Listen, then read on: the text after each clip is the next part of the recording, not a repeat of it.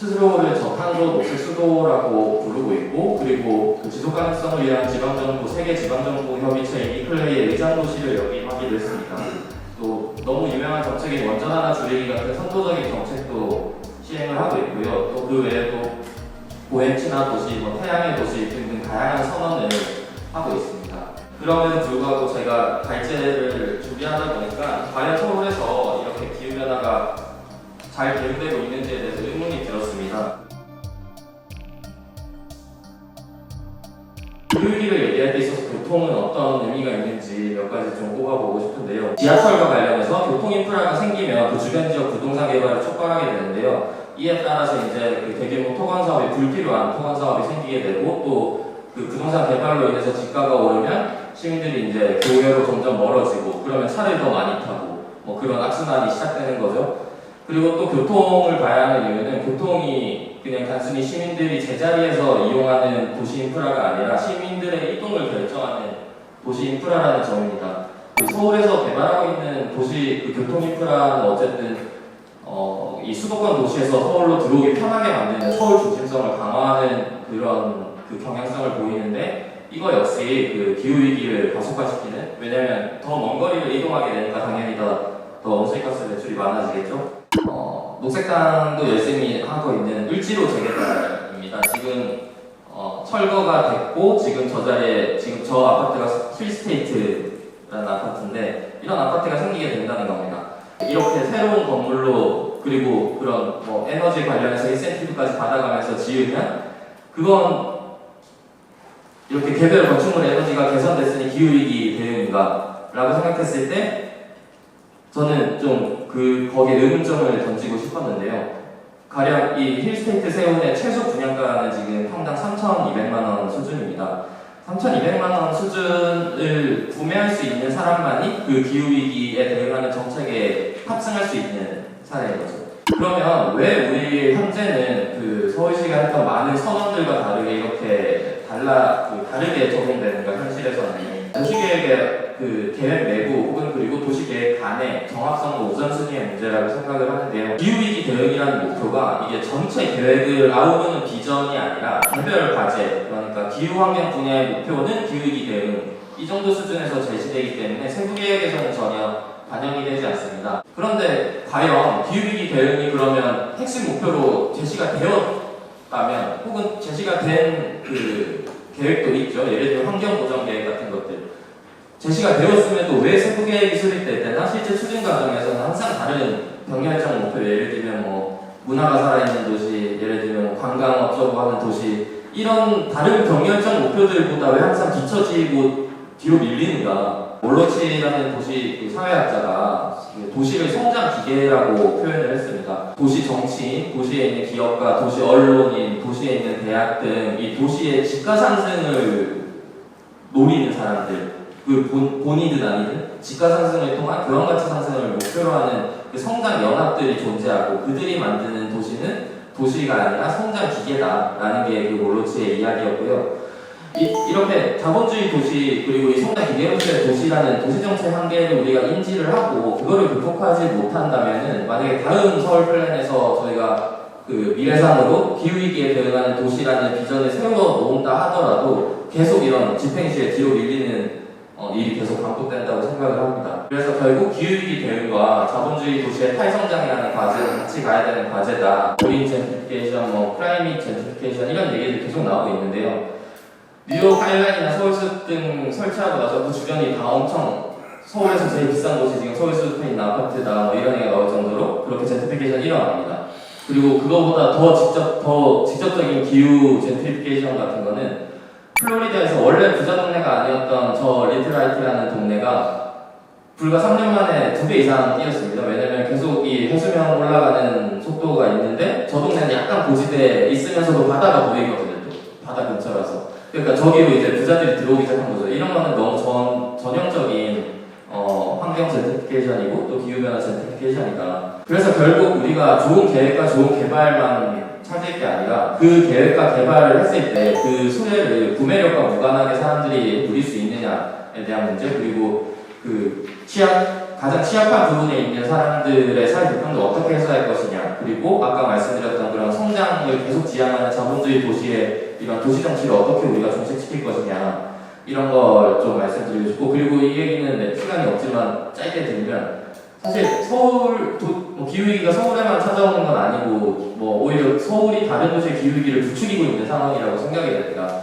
서울이 다른 도시로부터 저런 걸 소비하고 또 서울이 다른 도시에 폐기물을 버리고 있습니다. 그래서 이런 서울 중심성에 대한 고민이 없는 계획은 어떤 좋은 기후위기 대응 정책을 세우더라도 그걸 왜곡하는 결과를 낳게 되고, 그래서 결국 우리가 얘기해야 하는 기후위기에 대응하는 도시는 단순히 회복력 있는 도시만이 아니라 이 불평등을 해소하는 정의로운 도시여야 하고, 그리고 자본주의 도시에서의 그 끊임없는 성장을 제어할 수 있는 탈성장 도시여야 함과 동시에 이 서울 중심성이라는 특수성을 좀 완화할 수 있는 책임지는 도시여야 한다라는 말씀을 드리고 싶습니다. 그래서 녹색당은 뭘 할 수 있을까? 국공유지가 있다는 것은 어떤 방식으로든 기후위기에 대응할 공공의 자원이 생긴다는 점에서 국공유지를 늘리는 게 가장 적극적인 방법, 정책적인 방법 중에 하나고, 국공유지 늘릴 수 있는 방법은 굉장히 많습니다. 지금도 국공유지를 팔고 있는데 그런 매각을 굉장히 신중하게 해야 하고 또 새로 사들여야 하고, 또 국공유지가 아니더라도 공동체가 모여서 트러스트 방식으로 토지 신탁을 만들든지 아니면 토지은행 협동조합 같은 구조를 통해서도 할 수 있고 점거를 할 수 있다고도 생각을 합니다. 네, 그 마지막으로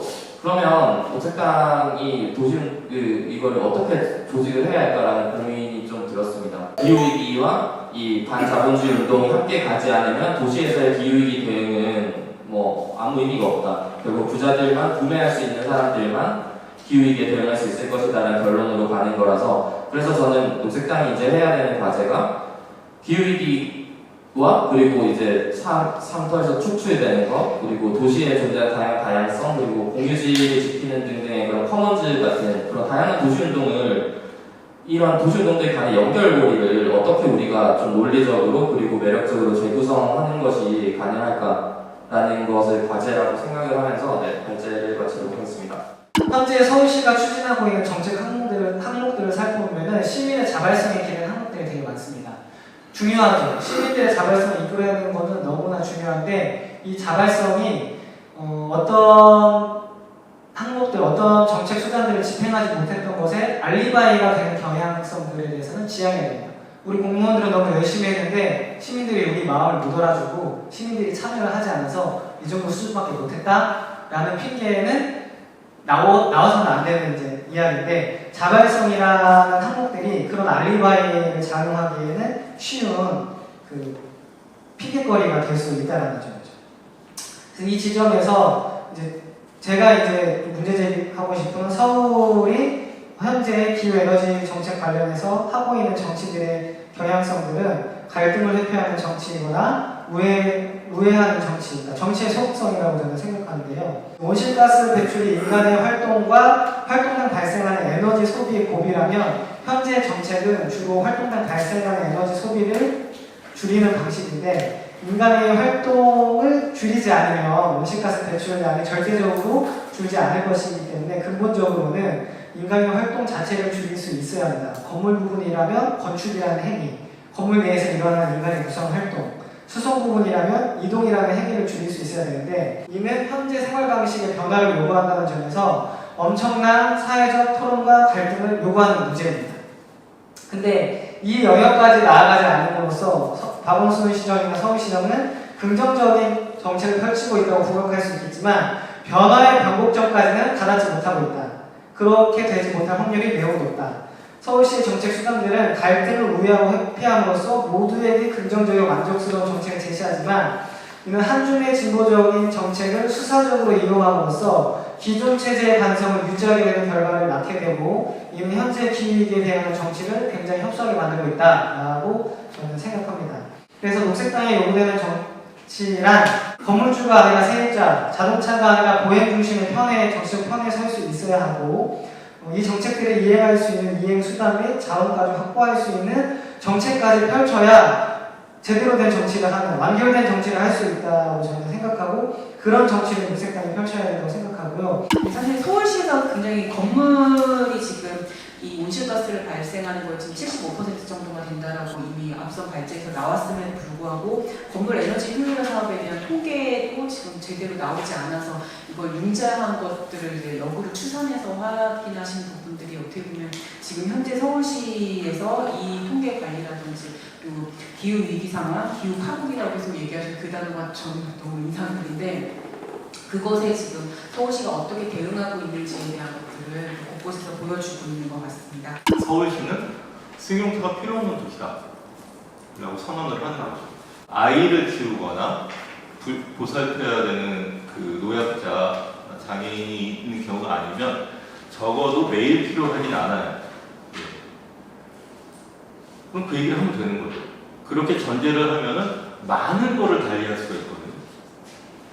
승용차 없이 살고 생활하는데 더 편리하게 해주고, 승용차가 꼭 필요 없는데 승용차를 끌고 나가는 거를 더 불편하게 만들면 되는 거죠. 자전거 얘기가 좀 나왔는데, 자전거도 훨씬 진지하게 얘기할 거리가 많이 있어요. 따릉이가 굉장히 인기지만, 따릉이가 승용차 분담료를 낮추는데 기여했느냐? 저는 거의 없다고 봅니다. 근데 지금 통계 얘기를 하셨는데, 서울시에서 안 찾아지는 통계는 없는 통계가 아니라 많은 경우 감춰져 있거나 일부러 불리하기 때문에 안 뽑고 있는 통계입니다. 그래갖고 따릉이가 승용차 분담료를 얼만큼 낮췄나, 이건 뭐 서울연구원에서 며칠이면 만들어낼 수 있는 간단한 그 조사일 수 있는데, 박 시장은 왜 그럴까? 이런 걸 딱 생각을 해봐야 되는데, 저는 이 기후나 에너지 전환 관련해서 국제회의를 서울시가 그만했으면 좋겠어요. 이클레이 총회를 포함해서 매년 한두 번 하는데, 세계 석학들이 막 오는데, 그렇게 사진 찍고 하하 하면서 하는 얘기인데 정말 서울시가 잘 되고 있고 못 되고 있는지를 진지하게 치열하게 얘기할 sen스가 부르지도 않고, 그럴 분위기도 아니고, 국내 사람들도 그런 얘기를 할 수가 없고, 또 정말 나쁜 거는 되게 열린 시장인 척 하면서 시민의 소리를 들을 때는 안 듣고 들을 필요가 없을 때 이상하게 듣습니다. 그래서 미세먼지 대책한다고 광화문 광장에 그렇게 테이블 깔아놓고서 딱 5가지 서울시 정책 갖고선 순위표 딱 붙이게 하는 그게 무슨 수기민주주의가 아닌 거고. 그래서 박 시장을 더 토건시장으로 낙인을 찍고 용기 있게 문제 제기라고 싸워야 된다. 또 하나는 녹색당도 20년, 30년, 50년 뒤를 보는 전망으로 같이 얘기를 할 수는 없나. 이게 자기네들만 사는 도시가 아니잖아요. 그러니까 자기네들의 정권 재창출을 위한 사유제가 아니잖아요. 정치적 사유제가 아니잖아요. 근데 이거를 관료들을 동원해서 굉장히 정치적 사유제로 만들고 있는 것 같은 경향성이 있어요. 그러니까 통계라는 거는 유불리에 의해서 공개하고 말고가 아니거든요. 공개하고 토론할 거 있으면 토론하고, 아니면 제대로 평가하고 고치고, 이게 정책이고 이게 행정이고 이게 정치인데, 이게 그 관료 집단, 관료 기구를 정치적으로 사유화하는 과정이죠. 사실 자기들 마음대로. 좀 진실을 말하는 용기가 필요한데, 박원순에 대한 평가는 현재 굉장히 정파적으로 나뉘어져 있어요. 우리 편이 들어왔기 때문에 얘기하지 못한다는 경향이 너무 강하거든요. 도대체 우리 편이 누군지를 모르겠어요. 아는 사람이 우리 편인지. 그러니까 정치는 누군가를 편들고 불만을 조직하는 것을 의지하는 작업인데, 그럼 그때 정치는 누구랑 같이 누구 편에서는 정치를 하느냐라고 생각해보면 지금은 아는 사람들과 함께하는 정치를 하고 있는 것 같아요. 그건 정치가 아닌 거죠. 파벌인 거죠. 근데 이런 것들을 녹색당이, 그러니까 서울이라는 도시에서 더 정직하고 용기 있게 얘기해야 되고, 이 박원순의 정치의 한계를 극명하게 보여주는 작업들이 한국 사회 정치의 행보에서 중요한 바로미터가 될 수 있다. 확신은 못하겠지만 될 수 있다. 서울 녹색당이 엄청 열심히 잘 하겠다 라는 말로 마무리하도록 하겠습니다. 감사합니다.